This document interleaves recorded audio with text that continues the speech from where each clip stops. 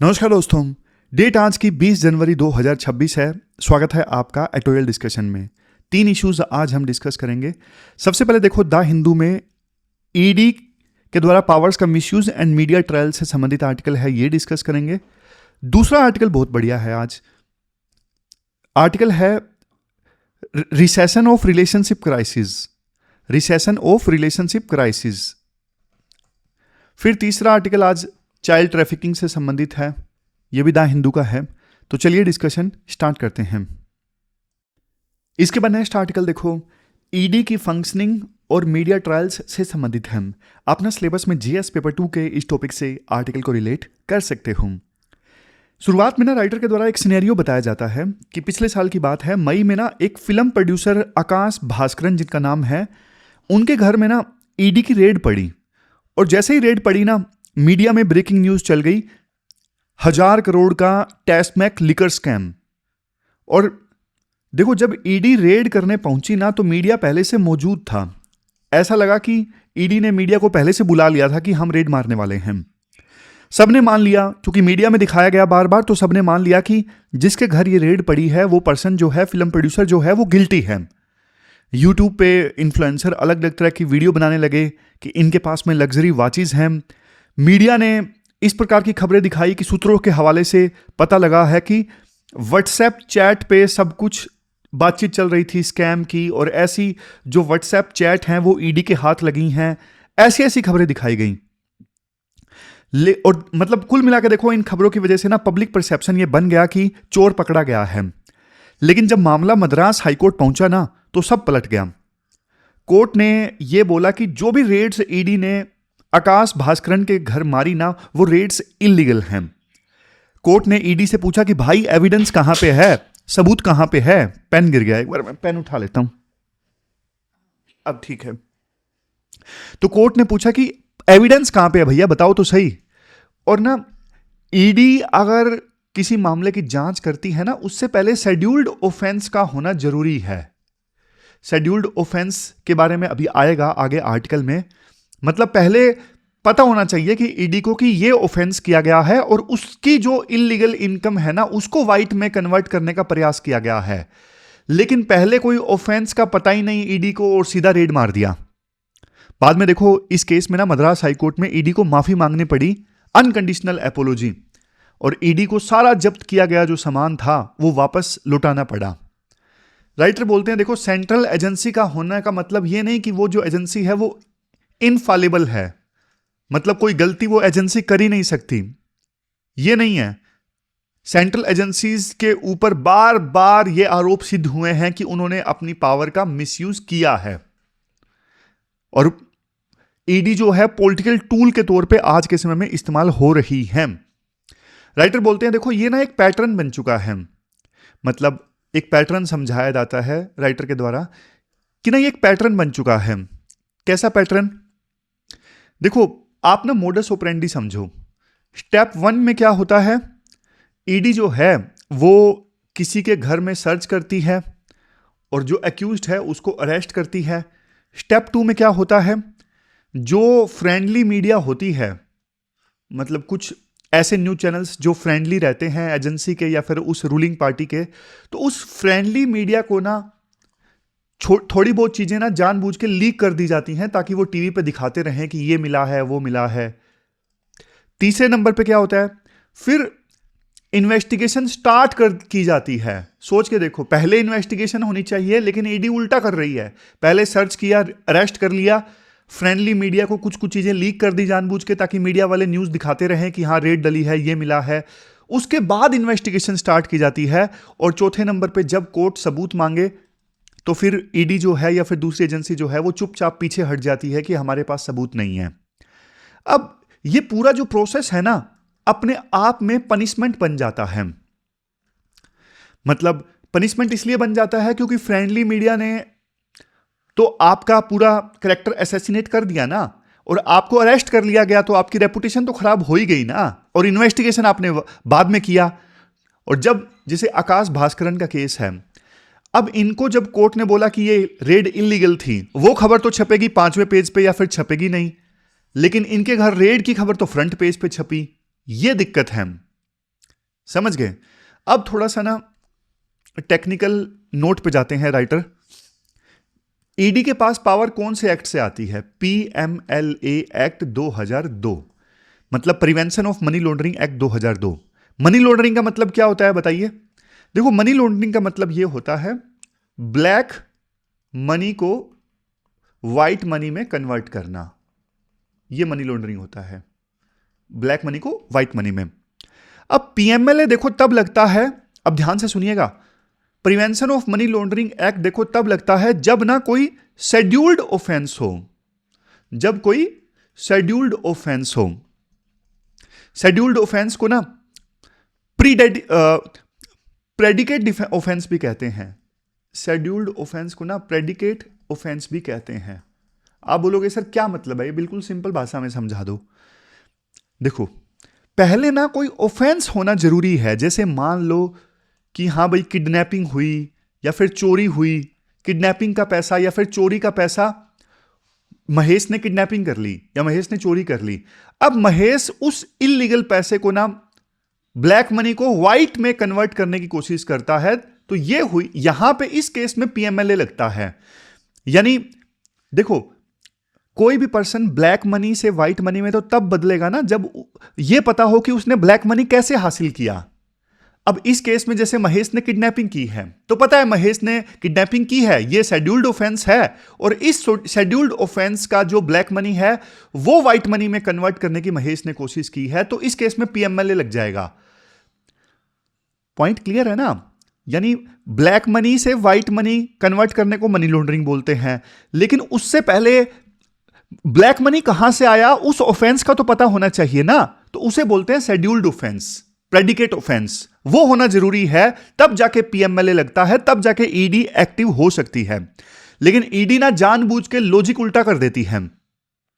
वो पहले money laundering का केस बनाते हैं और फिर जांच करते हैं कि तुम्हें बताओ पैसा कहां से मिला, ये बताओ ये ब्लैक मनी आपको कहां से मिली। भाई तुम उल्टा कर रहे हो।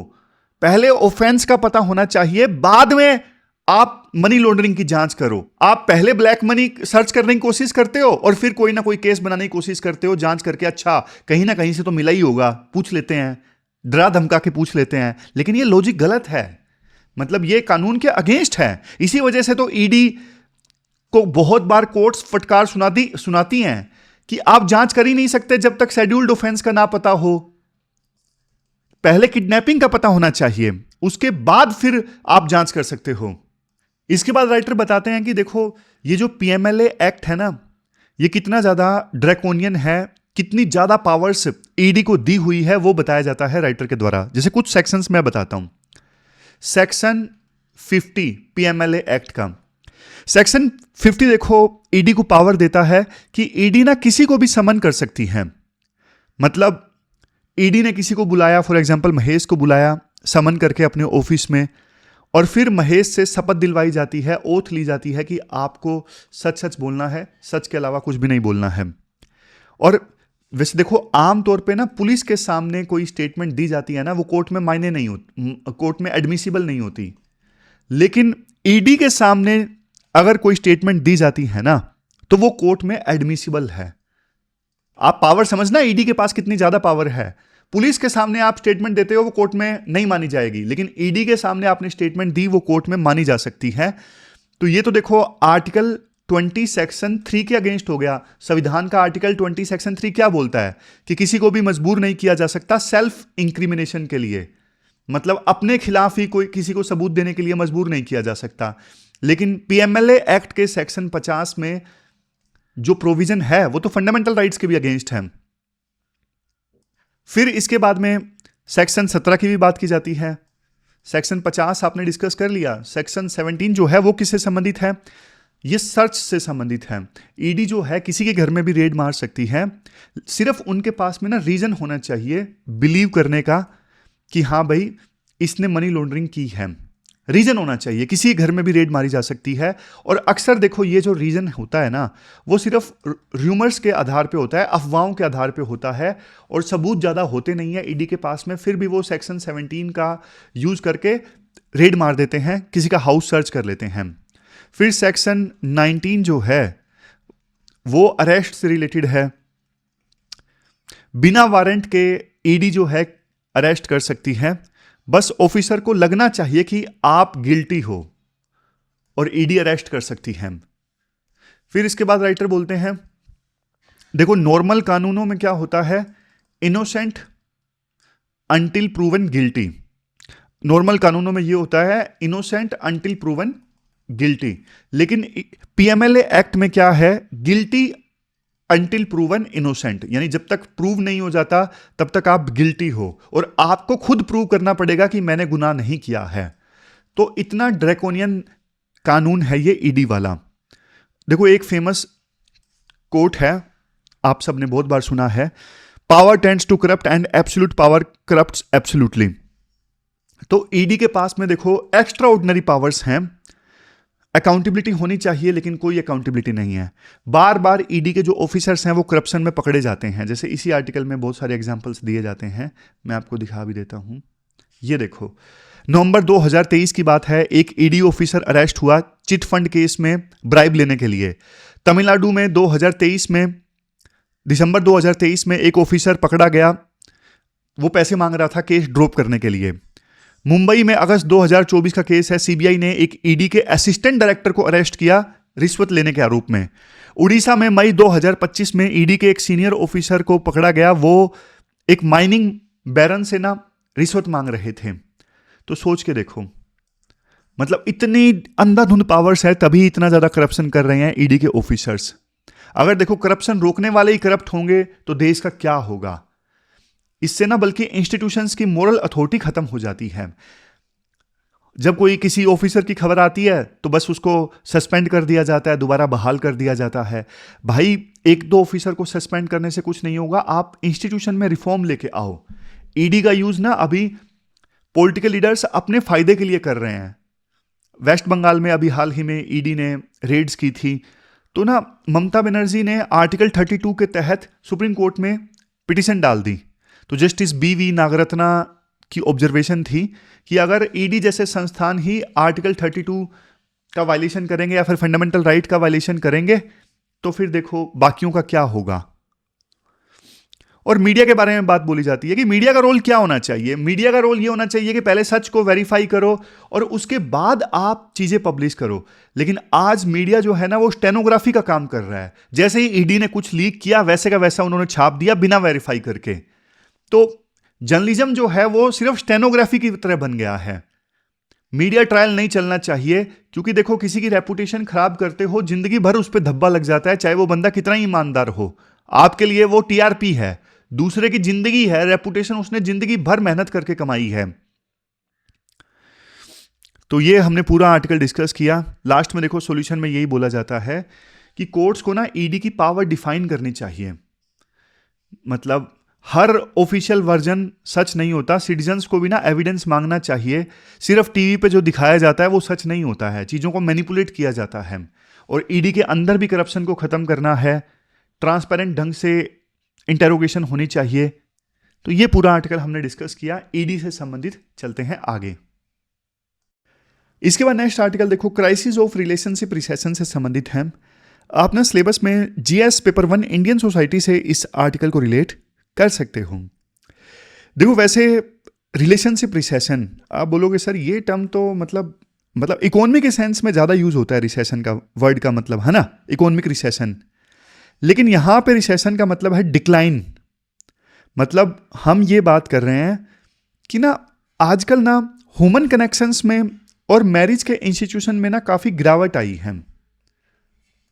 तो उस संदर्भ में ये रिसेशन वर्ड का जो यूज है वो किया गया है। इस आर्टिकल में हम ये सारे एस्पेक्ट्स डिस्कस करेंगे, जैसे शादी पहले क्या हुआ करती थी, मतलब कंपल्सन हुआ करती थी, लेकिन आजकल शादी जो है, मैरिज जो है वो एक चॉइस बन गई है।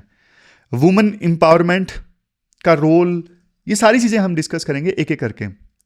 सबसे पहले ना आर्टिकल स्टार्ट करने से पहले एक वर्ड का मतलब आप जान लीजिए। वर्ड क्या है? साइन क्वा नोन। साइन क्वा नोन का मतलब है विदाउट विच नथिंग, मतलब जिसके बिना काम ना चले। अब देखो कुछ दशकों तक ना इंडिया में शादी जो थी वो साइन क्वा नोन थी, मतलब शादी के बिना काम चलता ही नहीं था, और शादी एक चॉइस नहीं थी, शादी सर्वाइवल के लिए एक नेसेसिटी थी कुछ समय पहले तक, कुछ दशकों पहले तक। सिस्टम क्या हुआ करता था? अरेंज सिस्टम हुआ करता था, मतलब फैमिलीज डिसाइड करती थी किससे शादी करनी है, और इंडिविजुअल्स का कोई रोल नहीं होता था डिसाइड करने में। और बच्चा पैदा करना भी देखो एक इमोशनल डिसीजन नहीं होता था कि हाँ भाई बच्चा पैदा करना है, ये बल्कि एक ना इकोनॉमिक इंश्योरेंस की तरह था, मतलब बुढ़ापे का सहारा, अगर बच्चे करेंगे तो बुढ़ापे में काम आएंगे, वो वाली सोच थी, समझ गए। और शादी में ना महिलाओं का जो स्टेटस था ना वो अनइक्वल था, इस वजह से महिलाओं के ऊपर काफ़ी अत्याचार भी होता था। धीरे धीरे करके कानून आए डोमेस्टिक वायलेंस को रोकने के लिए, डोमेस्टिक वायलेंस को रोकने के लिए कानून आया, दहेज प्रथा को रोकने के लिए कानून आया। तो इन सब से महिलाओं का एम्पावरमेंट हुआ, महिलाओं की एजेंसी बढ़ी, मतलब उनका जो स्टेटस था वो बढ़ा। फिर देखो, मतलब यहां पे एक और चीज बता दूं, जो सोशियोलॉजी के स्टूडेंट्स हैं वो एम.एन. श्रीनिवास को जानते होंगे। एम.एन. श्रीनिवास जो हैं वो ये कहते हैं कि देखो इंडियन सोसाइटी में ना मैरिज यूनिवर्सल है, मतलब ये उन्होंने ये बात काफी पहले बोली थी, लेकिन आज के राइटर बोल रहे हैं आज सिनेरियो चेंज हो चुका है। तो एम.एन. श्रीनिवास ने काफी पहले बोला था इंडियन सोसाइटी में मैरिज यूनिवर्सल है, अगर आप सिंगल हो तो सोसाइटी ना आपको इनकम्प्लीट मानती है कि आप अभी इनकम्प्लीट हो। लेकिन ना धीरे धीरे ना सीन चेंज हुआ, एजुकेशन ज्यादा लोगों को मिलने लगा और एम्प्लॉयमेंट भी ज्यादा लोगों को मिलने लगा। तो फिर ना आज की जो महिलाएं हैं ना, आप देखोगे ज्यादा इंपावर्ड हैं। आर्टिकल में एक वर्ड यूज हुआ है, जैसे मैंने बोला था ना, एजेंसी, वुमेन एजेंसी। एजेंसी का मतलब क्या होता है? एजेंसी का मतलब होता है डिसीजन लेने की ताकत। आज महिलाओं के पास में ज्यादा ताकत है डिसीजंस लेने की। आज महिलाएं टर्म्स डिक्टेट करती हैं, वो ऑप्शंस इवेल्युएट करती हैं कि हाँ भाई इनसे शादी करनी है नहीं करनी है, या फिर मुझे शादी करनी है या नहीं करनी है। एक मूवी आई थी, आपने देखा होगा, कंगना रनावत की एक मूवी थी क्वीन मूवी, शायद आप सबने देखी होगी, जिसमें राजकुमार राव जो हैं वो एन मौके पे, शादी से एन मौके पर भाग जाते हैं और शादी नहीं करते। तो कंगना रनावत जिन्होंने बहुत प्लान बना रखे थे कि मैं शादी के बाद में हनीमून के लिए वहाँ पे जाऊँगी, पेरिस वगैरह घूमने के लिए जाऊँगी, तो शादी टूट जाती है क्योंकि राजकुमार राव शादी नहीं करते, भाग जाते हैं शादी से एक दिन पहले। तो ना कंगना रनावत जो है वो, जो उनकी टिकट बुक थी ना पेरिस की, हनीमून के बाद जाने वाली थी, इवन शादी टूटने के बाद में ना वो हनीमून तो क्या मतलब अकेले जाती हैं घूमने के लिए पेरिस में।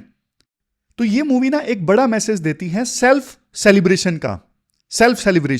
पहले ना अगर कोई सिंगल वुमन हुआ करती थी, विडो हुआ करती थी, विडो मतलब विधवा, या फिर ऐसी वुमन जिसका कोई बच्चा नहीं है, तो उसको ना सोसाइटी बेचारा मानती थी, स्टिग्मा था। लेकिन आज ना अगर मान लो कोई सिंगल वुमन है या फिर विडो है या फिर चाइल्डलेस वुमन है, वो देखो पेरेंट्स की केयर करती हैं, वो सोलो ट्रैवल करती हैं, अकेले से ट्रैवल करती हैं, इन्वेस्टमेंट डिसीजंस लेती हैं। तो इसे ना हम सोसाइटी के सब्जेक्ट में ना एक टर्म दे सकते हैं, इंडिविजुअलाइजेशन। अब इंसान देखो कम्युनिटी के लिए नहीं, बल्कि इंसान अब अपने लिए जी रहा है, सेल्फ के लिए जी रहा है, समझ गए। अब थोड़ा देखो और डेप्थ में हम जाते हैं। राइटर बोलते हैं, एक टर्म राइटर देते हैं यहां पे, मैरिज स्क्वीज। ये देखो ये टर्म मैरिज स्क्वीज। देखो इंडिया में ना सालों तक ना सन प्रेफरेंस चला, मतलब लड़का चाहिए, और इसका रिजल्ट क्या हुआ? सेक्स सिलेक्टिव एबॉर्शंस हुए, सोसाइटी में लड़कियां ना कम हो गई। आज देखो सिनेरियो पलट गया है, इनवर्स इफेक्ट हुआ है, क्योंकि देखो लड़कियां कम है, सप्लाई जो है लड़कियों की कम है। अब उन लड़कियों के पास में ना बार्गेनिंग पावर आ गई है। रूरल एरियाज में आप देखोगे लड़के ना शादी के लिए तरस रहे हैं, वो कह रहे हैं कि हमें दहेज नहीं चाहिए, कुछ भी नहीं चाहिए, हमें बस लड़की दिलवा दो शादी के लिए। तो इनवर्स पावर आ गई है अब लड़कियों के पास में, क्योंकि लड़कियों की सप्लाई कम है तो उनके पास में बार्गेनिंग पावर ज्यादा है। लड़कों की लाइन लगी है लड़कियों के सामने, और लड़कियों के पास चॉइस आ गई है कि उन्हें किस लड़के से शादी करनी है। यह इनवर्स इफेक्ट हुआ है। तो मैरिज स्क्वीज का मतलब समझ गए ना? अगर यूपीएससी पूछ ले what is marriage squeeze, marriage squeeze मतलब mismatch in the number of eligible man and women. शादी के लिए जो एलिजिबल मैन है और एलिजिबल वुमेन है, दोनों के नंबर्स में मिसमैच। मिसमैच मतलब एलिजिबल लड़के ज्यादा और एलिजिबल लड़कियां कम। फिर ना राइटर बोलते हैं देखो, एक तो ये भी और शादी कम होने का एक रीजन ये भी है, आज के समय में बहुत सारे जो यंग लोग हैं ना वो कैलकुलेट कर लेते हैं। कैलकुलेट मतलब कि देखो शादी करेंगे तो करियर पे क्या असर होगा, बच्चा पालने का खर्चा कितना आएगा, क्या लिव इन रिलेशनशिप बेटर है। इसलिए अब ना वो नारे गायब हो गए हैं, हम दो हमारे दो। लोग ना अब वैलिडेशन नहीं मांगते। लिव इन कल्चर का जो ट्रेंड है ना काफी ज्यादा है, और बच्चे पैदा करने का ट्रेंड बहुत कम हो गया है। मतलब बहुत कम का मतलब कंपैरिजन, ऐसा नहीं कि वैसे बुरा हाल हो गया है, लेकिन पिछले कुछ सालों से कंपेयर करोगे तो टोटल फर्टिलिटी रेट जो है वो 2.1 से नीचे चली गई है। समझ गए? और सिर्फ देखो इंडिया की बात नहीं है, पूरी दुनिया में ये हाल है। जैसे देखो चाइना का एग्जांपल दिया जाता है, वहां पे ना चाइना में ना 11 नवंबर को ना सिंगल्स डे बनाया जाता है। शुरू में सिंगल्स डे एक प्रकार से ना वैलेंटाइन डे का मजाक हुआ करता था। 11 नवंबर को सिंगल्स डे वहां पे मनाया जाता था, और शुरू में लोगों ने सोचा ये वैलेंटाइन डे का मजाक है। आज ना ये जो दिन है ना पूरी दुनिया में ना सबसे बड़ा शॉपिंग फेस्टिवल बन गया है। तो ये दिखाता है कि सिंगलहुड जो है अब एक कॉमर्शियल पावर रखता है। समझ गए? लोग अब, पहले क्या होता था, जिसकी कोई गर्लफ्रेंड बॉयफ्रेंड नहीं बन रही, शादी नहीं हो रही, वो सिंगल होता था। लेकिन अब सिंगल होना एक चॉइस हो गया कि नहीं, मुझे सिंगल ही रहना है। किसी भी देश की पॉपुलेशन को स्टेबल रखने के लिए टोटल फर्टिलिटी रेट कितनी होनी चाहिए? 2.1 होनी चाहिए। अगर 2.1 होगी ना फर्टिलिटी रेट, तो पॉपुलेशन स्टेबल हो जाएगी, ना बढ़ेगी ना घटेगी। इसे रिप्लेसमेंट रेट भी बोलते हैं 2.1। लेकिन आज इंडिया का जो टोटल फर्टिलिटी रेट है ना वो 1.9 है। चाइना, जापान, साउथ कोरिया, इन देशों का तो देखो और भी बुरा हाल है। अगर देखो बच्चे ही कम पैदा होंगे तो जाहिर तौर पे फिर जापान और साउथ कोरिया जैसा हाल हो जाएगा। वहां पे पॉपुलेशन जो है वो एजिंग है, बूढ़े लोग ज्यादा हैं, जवान लोग कम हैं, क्योंकि बच्चे पैदा ही नहीं हो रहे। इसलिए ना जापान और साउथ कोरिया की सरकारों ने ना पैसा बांटना स्टार्ट कर दिया है कि ना, आप, सरकार बोल रही है कि आप डेट पे जाओ, आप शादी करो, बच्चे पैदा करो और पैसा हम आपको देंगे। लेकिन यूथ जो है फिर भी इंटरेस्ट नहीं दिखा रहे हैं। समझ गए? साउथ कोरिया में ना एक मूवमेंट चल रहा है। मूवमेंट क्या है? 4B movement. ये 4B मूवमेंट क्या है? 4B मूवमेंट है no dating, no sex, no marriage, no kids. ये है, ये 4 नो है जो आते हैं 4B मूवमेंट में। फिर राइटर फ्यूचर की बात करते हैं। आज देखो लोग ना फोन पे इतना समय बिताते हैं कि ह्यूमन स्किल्स जो हैं वो बिल्कुल खत्म हो रही हैं। आज लोगों को ना इंसान की कंपनी की जरूरत महसूस ही नहीं होती। सुनने में आपको देखो किसी साईफाई मूवी की तरह लग सकता है, लेकिन देखो बहुत सारे लोग ना रोबोट्स को गर्लफ्रेंड और बॉयफ्रेंड बना रहे हैं। चैट जीपीटी से बात करके ज़्यादा खुश हैं बजाय ह्यूमन बींग से बात करके। बट लास्ट में ना राइटर एक होप देके जाते हैं आर्टिकल में। वो बोलते हैं कि देखो ये ना साइक्लिकल फेनोमेनन है। अभी ना एआई बहुत सारे लोगों की ना जॉब्स ले जाएगा। लोगों के पास में ना काम करने के लिए नहीं होगा। और है क्या? Work is equal to identity. अब मान लो मैं काम करता हूं, पढ़ाता हूं, तो इसी से मेरी आइडेंटिटी है कि हाँ भाई सुमित सर जो है वो टीचर हैं। मान लो मैं पढ़ाऊंगा ही नहीं तो मेरी आइडेंटिटी चली गई। तो राइटर बोलते हैं कि जब लोगों के पास में काम ही नहीं होगा ना, तो मतलब उनके पास में कोई आइडेंटिटी नहीं है, लोग खाली होंगे। और खालीपन भरने के लिए ना शायद उस समय रिलेशनशिप्स की इंपॉर्टेंस एक बार फिर से बढ़ जाएगी। तो ये साइक्लिकल है। अभी लोग जो है रोबोट वगैरह पे ज़्यादा ध्यान दे रहे हैं, उनके साथ दोस्ती कर रहे हैं, लेकिन एआई जॉब्स खा जाएगा तो लोगों के पास में काम करने के लिए कुछ होगा नहीं, खालीपन होगा। और खालीपन में फिर उन्हें ह्यूमन रिलेशनशिप की जो कीमत है वो समझ में आएगी। तो ये होप देके वो जाते हैं। राइटर बोलते हैं लास्ट में, देखो आज का जो यूथ है ना वो कंफ्यूज नहीं है, वो कॉशियस है, सावधान है। वो पुराने परंपराओं को बिल्कुल ब्लाइंडली फॉलो नहीं करता, वो अपना मीनिंग खुद ढूंढ रहा है। सरकार बेशक देखो इंसेंटिव दे सकती है बच्चा पैदा करने के लिए, लेकिन देखो रिलेशनशिप ना अब एक नीड के बजाय अब एक चॉइस बन गई है, तो इसलिए लोग ना डिसीजन सोच समझ के लेते हैं, परंपराओं में सोशल कस्टम्स के चलते नहीं लेते हैं। तो ये पूरा आर्टिकल हमने डिस्कस किया, चलते हैं आगे। इसके बाद नेक्स्ट आर्टिकल देखो, चाइल्ड ट्रैफिकिंग और चाइल्ड ट्रैफिकिंग के ऊपर सुप्रीम कोर्ट के स्टांस से संबंधित है। क्या कंटेक्स्ट है? देखो, हाल ही में ना सुप्रीम कोर्ट ने एक वर्डिक्ट दिया था। पहले तो मैं आपको ये बता दूं, ये सारे जो एस्पेक्ट्स है इस आर्टिकल में हम कवर करने वाले हैं। न्यूज़ क्या है, नेशनल क्राइम रिकॉर्ड ब्यूरो का चुकाने वाला डेटा, ग्लोबल कन्वेंशन क्या है और इंडिया में क्या सिनेरियो है, आर्टिकल 23, 24, आर्टिकल 39 और कौन से कानून हैं जो चाइल्ड ट्रैफिकिंग को एड्रेस करते हैं, ये सब डिस्कस करेंगे। लेकिन सबसे पहले कंटेक्स्ट जानते हैं। हाल ही में ना सुप्रीम कोर्ट का ना एक जजमेंट आया, केस का नाम था KP Kiran Kumar versus state. अब इस केस में ना सुप्रीम कोर्ट ने ना स्ट्रिक्ट गाइडलाइंस इशू की हैं चाइल्ड ट्रैफिकिंग को रोकने के लिए। सुप्रीम कोर्ट का बोलना है कि चाइल्ड ट्रैफिकिंग जो है ये आर्टिकल 21 यानी राइट टू लाइफ को वायलेट करता है।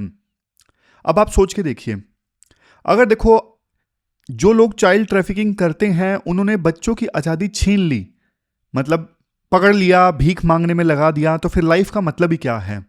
तो कोर्ट का स्टांस बिल्कुल क्लियर है कि जो लोग चाइल्ड ट्रैफिकिंग करते हैं ना, उनके लिए कोई मर्सी नहीं होनी चाहिए, कोई दया नहीं होनी चाहिए उनके लिए। फिर एक डेटा दिया जाता है नेशनल क्राइम रिकॉर्ड ब्यूरो का राइटर के द्वारा, 2022 का डेटा है। लगभग देखो 3098 जो बच्चे हैं जिनकी एज 18 साल से कम थी, उनको रेस्क्यू किया गया। 2022 की बात है। और देखो अप्रैल 2024 से लेके मार्च 2025 के बीच में ना लगभग ना 53,000 जो बच्चे हैं वो रेस्क्यू किए गए। कौन कौन सी कैटेगरीज में? चाइल्ड लेबर में वो बच्चे लगे हुए थे, कुछ बच्चे ऐसे थे जिनकी ट्रैफिकिंग हुई थी, कुछ बच्चों को किडनैप किया गया था। मतलब देखो नंबर ऑफ बच्चे जिनको रेस्क्यू किया गया है ना, उनकी तादाद बढ़ रही है। देखो वैसे तो अच्छी बात है कि ज़्यादा बच्चे अब रेस्क्यू किए जा रहे हैं, लेकिन देखो आप कन्विक्शन रेट देखो, जिन्होंने चाइल्ड ट्रैफिकिंग की ना 2018 से लेकर 2022 के बीच में 4 सालों में चाइल्ड ट्रैफिकिंग के लिए जो कन्विक्शन है वो सिर्फ 4.8% है। इतना कम कन्विक्शन ट्रैफिकर्स के लिए, ये दिक्कत वाली बात है। और आप सोच के देखो 100 क्रिमिनल्स में से ना सिर्फ 5 को सजा मिल रही है। इसका मतलब जो डर है ना वो खत्म हो गया है और इसी वजह से जो केसेस हैं वो बढ़ रहे हैं। मतलब सिस्टम जो है वो देखो फेल हो रहा है उन लोगों को न्याय दिलवाने में, उन लोगों को सजा दिलवाने में जो चाइल्ड ट्रैफिकिंग के लिए रिस्पॉन्सिबल हैं। अब थोड़ा ना बेसिक्स भी राइटर बताते हैं। ट्रैफिकिंग की डेफिनेशन क्या है? देखो एक यूएन का ना पालेर्मो प्रोटोकॉल है। इस पालेर्मो प्रोटोकॉल के अनुसार ट्रैफिकिंग की ना डेफिनेशन इस प्रकार से है। सबसे पहले चाइल्ड ट्रैफिकिंग में recruitment, transportation, harbouring, recipient of persons, ये सब शामिल है चाइल्ड ट्रैफिकिंग में। इसके अलावा मीन्स मतलब फोर्स का इस्तेमाल किया गया हो, एब्डक्शन किया गया हो, फ्रॉड किया गया हो, धोखा दिया गया हो, ये मीन्स बोला गया है। और पर्पस मतलब किस पर्पस के साथ में चाइल्ड को रिक्रूट किया गया, ट्रांसपोर्ट किया गया या फिर एक स्थान से दूसरे स्थान पर भेजा गया। पर्पस एक्सप्लॉयटेशन हो सकता है, सेक्सुअल एक्सप्लॉयटेशन, या फिर ज़बरदस्ती काम करवाना, गुलामी करवाना, उनके ऑर्गन्स रिमूव करना, तो वो चाइल्ड ट्रैफिकिंग की कैटेगरी में आता है। तो इतनी डिटेल डेफिनेशन है, एक्ट भी बताया गया है, मीन्स भी बताया गया है, पर्पस भी बताया गया है। इनमें से कुछ भी हो तो वो चाइल्ड ट्रैफिकिंग की कैटेगरी में आता है। अब आप इंडियन डेफिनेशन देखिए। देखो आज के समय में आईपीसी तो है नहीं, पहले तो आईपीसी हुआ करता था। अब क्या है? अब भारतीय न्याय संहिता है। भारतीय न्याय संहिता में ना सेक्शन 143 है। सेक्शन 143 ये बोलता है कि यहाँ पे भी चाइल्ड ट्रैफिकिंग की डेफिनेशन जो है काफ़ी ज़्यादा कॉम्प्रिहेंसिव है। It covers recruiting, transporting, receiving persons, और मीन्स में भी force, fraud, abuse of power, exploitation, यानी पर्पस भी बताया गया है, physical exploitation, sexual exploitation, slavery, force removal of organ. तो कहीं कहीं सेम ही डेफिनेशन है जो यूएन के पालेम्रो, कौन सा प्रोटोकॉल था? एक सेकेंड आप नीचे रुकिए, ये था पालेर्मो। यूएन का जो पालेर्मो प्रोटोकॉल है ना, उसी के हिसाब से बीएनएस में डेफिनेशन है। संविधान के आर्टिकल्स की बात करें तो देखो संविधान में आर्टिकल 23 जो है वो किससे संबंधित है? वो देखो ह्यूमन ट्रैफिकिंग और बेगार दोनों को प्रोहिबिट करता है, मतलब इंसानों को खरीद फरोख्त नहीं हो सकती, इस चीज़ पे बैन लगा है आर्टिकल 23 के अंतर्गत। और आर्टिकल 24 ये तो देखो हैजार्डस फैक्ट्रीज में बच्चों की एम्प्लॉयमेंट को प्रोहिबिट करता है, मतलब 14 साल से कम उम्र के जो बच्चे हैं वो हैजार्डस कंडीशंस में काम नहीं कर सकते। हालांकि बाद में कानून आ गया, वो तो इससे भी सख्त है, यानी आर्टिकल 24 से भी सख्त है। फिर आर्टिकल 39 है, आर्टिकल 39 जो है 39E और 39F, ये बोलते हैं स्टेट्स की ड्यूटी है ये इंश्योर करना कि बच्चों का अब्यूज़ ना हो, गलत इस्तेमाल ना हो, और बच्चों को डेवलप होने के लिए हेल्दी इन्वायरमेंट प्रोवाइड करना, ये भी स्टेट की ड्यूटी है। तो कुल मिला के देखो कानून बहुत सारे हैं, बल्कि ये फंडामेंटल राइट्स 23-24 ये तो जस्टिसिएबल हैं। चलो मान लिया आर्टिकल 39 ये तो डीपीएसपी है, ये स्टेट की सिर्फ ड्यूटी बोलता है, लेकिन आर्टिकल 23-24 वो तो देखो बाकायदा फंडामेंटल राइट्स है ना। और बात सिर्फ देखो संविधान की नहीं है, और बहुत सारे कानून हैं, जैसे भारतीय न्याय संहिता का सेक्शन 98, सेक्शन 99 ये प्रोवाइड करता है कि अगर देखो माइनर्स को बेचा या फिर खरीदा जाता है तो वो बहुत ज़बरदस्त, बहुत सीरियस ऑफेंस है। इसके अलावा इमोरल ट्रैफिक प्रिवेंशन एक्ट 1956 है, ये देखो स्पेसिफिकली ना सेक्सुअल एक्सप्लॉयटेशन के लिए है। फिर जुवेनाइल जस्टिस एक्ट भी है, जुवेनाइल जस्टिस एक्ट 2015, ये लॉ रिहेबिलिटेशन पे फोकस करता है। अगर देखो बच्चा विक्टिम है तो उसे जेल नहीं भेजा जाता, उसे ऑब्जर्वेशन होम भेजा जाता है। फिर पोक्सो एक्ट 2012 भी है, ये बहुत पावरफुल वेपन है पोक्सो एक्ट तो, और ये जेंडर न्यूट्रल है, लड़का हो या लड़की हो। इसमें तो देखो उम्र कैद तक की सजा हो सकती है, और इवन रेयर केसेस में डेथ पेनल्टी तक हो सकती है। फास्ट ट्रैक कोर्ट्स इस्टेब्लिश करने का भी प्रोविजन है पोक्सो एक्ट में तो। और मतलब देखो इतने सारे कानून हैं, और इवन जुडिशरी ने भी ना समय समय पे अच्छे अच्छे वर्डिक्ट्स दिए हैं, जैसे विशाल जीत वर्सेस यूनियन ऑफ इंडिया 1990 का केस है। इस केस में कोर्ट ने ये बोला था कि ट्रैफिकिंग जो है वो देखो एक सोशियो इकोनॉमिक प्रॉब्लम है, मतलब चाइल्ड ट्रैफिकिंग को टैकल करने के लिए सिर्फ पुलिस का डंडा नहीं चाहिए, ह्यूमैनिस्टिक अप्रोच चाहिए। चाइल्ड ट्रैफिकिंग को रोकने के लिए प्रिवेंटिव मेजर्स भी चाहिए। आपको ना जड़ में जाना होगा कि चाइल्ड ट्रैफिकिंग क्यों होती है। फिर MC Mehta versus state of Tamil Nadu, iconic case है 1996 का। एमसी मेहता जो पीआईएल फाइल करते थे अच्छे इश्यूज के लिए, तो तमिलनाडु में ना शिवाकाशी में पटाखों की फैक्ट्री थी, तो एमसी मेहता ने देखा कि वहां पे बच्चे कितने हजार्डस कंडीशंस में काम कर रहे हैं, तो इसको लेके उन्होंने पीआईएल फाइल कर दी थी। तो बाद में कोर्ट ने ना हजार्डस इंडस्ट्रीज में चाइल्ड लेबर पे पूरी तरह से बैन लगा दिया, और बोला कि इनके लिए ना इनको रिहेबिलिटेट करने के लिए फंड बनाओ, जिसका नाम था चाइल्ड लेबर रिहेबिलिटेशन फंड। फिर देखो बचपन बचाओ आंदोलन का भी केस का जिक्र है। 2011 में ना बचपन बचाओ आंदोलन वर्सेस यूनियन ऑफ इंडिया 2011 का केस आया था। अब ये बचपन बचाओ आंदोलन जो है ये देखो नोबेल पुरस्कार विजेता कैलाश सत्यार्थी की ऑर्गेनाइजेशन है। अब इस केस में ना सुप्रीम कोर्ट ने ना बच्चों के एक्सप्लॉयटेशन पे बहुत ज़बरदस्त गाइडलाइंस दी थी, और जो बच्चे जो मिसिंग हैं, गुम हैं, उनके केसेस को एफआईआर में कन्वर्ट करने का ऑर्डर दिया था सुप्रीम कोर्ट ने, तो ये भी बहुत बढ़िया केस था। फिर इसके बाद राइटर बोलते हैं देखो इतने सारे कानून हैं, इतने सारे जजमेंट्स हैं, संविधान में प्रोविजंस हैं, फिर भी चाइल्ड लेबर क्यों होती हैं। राइटर बोलते हैं देखो गाइडलाइंस ये बोल तो देती हैं कि सोशियो इकोनॉमिक कंडीशंस जो है ना वो एक फैक्टर हैं जिसकी वजह से चाइल्ड ट्रैफिकिंग होती हैं। कई केसेस में बच्चे बहुत ज़्यादा गरीब हैं, निरक्षर हैं, उन्हें पता ही नहीं होता, और बहुत सारे इश्यूज, जैसे देखो पुवर्टी और अनएम्प्लॉयमेंट की बात तो हमने कर ही ली। माइग्रेशन देख लीजिए, कई बार ना बच्चे गांव से शहर आते हैं और बच्चे खो जाते हैं। कई बार फैमिली का ब्रेकडाउन हो जाता है, ब्रेकडाउन मतलब डिजास्टर आ गया, साइक्लोन आ गया, भूकंप आ गया, तो बच्चे अलग हो जाते हैं। तो ऐसी कंडीशंस में फिर ट्रैफिकिंग की संभावना बहुत बढ़ जाती है। और आजकल तो देखो सोशल मीडिया जो है ना वो भी मतलब बहुत रोल निभा रहा है चाइल्ड ट्रैफिकिंग में, क्योंकि ना बच्चों को इंस्टाग्राम पे लुभा लिया जाता है, फेसबुक पे फेस ऐड से उनको लुभा लिया जाता है कि आ जाओ तुम्हारी जॉब लगवाएंगे, और बच्चे बेचारे चाइल्ड ट्रैफिकिंग के जाल में फंस जाते हैं। समझ गए? तो इसे राइटर बोलते हैं साइबर ट्रैफिकिंग। साइबर ट्रैफिकिंग ये नया विलन है आज के समय में। तो वे फॉरवर्ड में राइटर देखो ये बोलते हैं आपको ना